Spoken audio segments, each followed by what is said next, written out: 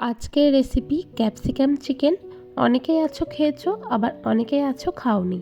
যারা খাওনি তারা আমার এই রেসিপিটা দেখে বাড়িতে একবার হলেও ট্রাই করতে পারো। সত্যি বলছি, দারুণ হয়েছিল খেতে। আর চিকেনের মধ্যে ক্যাপসিকামটা দিলে কিন্তু অন্যরকম টেস্ট চলে আসে। তাহলে দেখে নেওয়া যাক কীভাবে বানাই আমি। প্রথমে একটা বড় সাইজের ক্যাপসিকাম নিয়েছিলাম। এবার ক্যাপসিকামটাকে বড় বড় টুকরো করে কেটে নিয়েছিলাম। এরপর কড়াইয়ের মধ্যে সাদা তেল গরম করে কেটে রাখা ক্যাপসিকামটা দিয়ে বেশ ভালো করে ভেজে তুলে নিয়েছি। ওই তেলের মধ্যে দিয়ে দিয়েছি একদম কুচি করা পেঁয়াজ। এবার পেঁয়াজটাকে ভালোভাবে ভেজে নিতে হবে যতক্ষণ না পেঁয়াজ থেকে গোল্ডেন কালার আসছে। পেঁয়াজটা আমার এখানে ভালোভাবে ভাজা হয়ে গেছে। তারপর আমি দিয়ে দিয়েছিলাম চিকেন।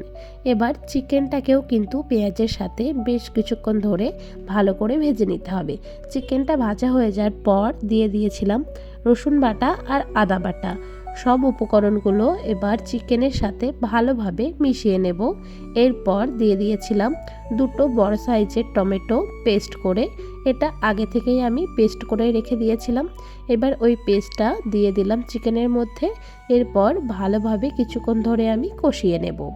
এবার দিয়ে দিয়েছি পরিমাণ মতো লবণ, হলুদ গুঁড়ো, জিরে গুঁড়ো, ধনে গুঁড়ো, লঙ্কার গুঁড়ো, কাশ্মীরি লঙ্কার গুঁড়ো।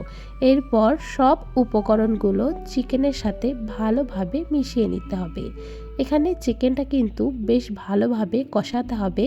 চিকেনটা যত বেশি কষানো হবে চিকেনটা খেতে তত বেশি ভালো হবে।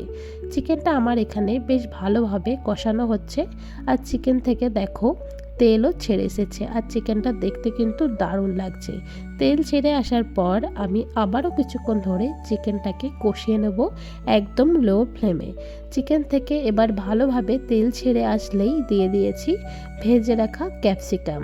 এবার ক্যাপসিকামগুলো চিকেনের সাথে আবারও কিছুক্ষণ ধরে আমি মিশিয়ে নেব। তোমরা বুঝতেই পারছো কতটা কষানো হয়েছে চিকেনটা। এরপর দিয়ে দিয়েছি কাঁচা পাকা লঙ্কা চিড়ে, আর দিয়ে দিয়েছি অল্প একটু চিনি। চিনিটা দিলে স্বাদটা কিন্তু বেশ ভালো হয়। আর দিয়ে দিয়েছি ভাজা মশলা।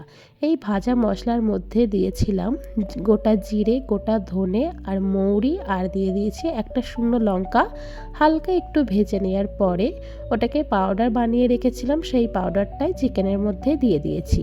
আর একটু দিয়ে দিয়েছিলাম কসুরি মেথি। এই কসুরি মেথিটা চিকেনের মধ্যে দিলে কিন্তু বেশ ভালো একটা স্বাদ হয়। এবার সব কিছু একসাথে ভালোভাবে মিশিয়ে নিয়েছিলাম। তারপর পরিমাণ মতো জল দিয়ে ঢাকা দিয়ে রেখেছিলাম প্রায় 15 মিনিট মতো একদম লো ফ্লেমে। 15 মিনিট পর ঢাকা খুলে চিকেনটা বেশ ভালোভাবে কুক হয়ে গেছিলো। তোমাদের রেসিপিটা কেমন লাগলো তোমরা জানিও আমাকে।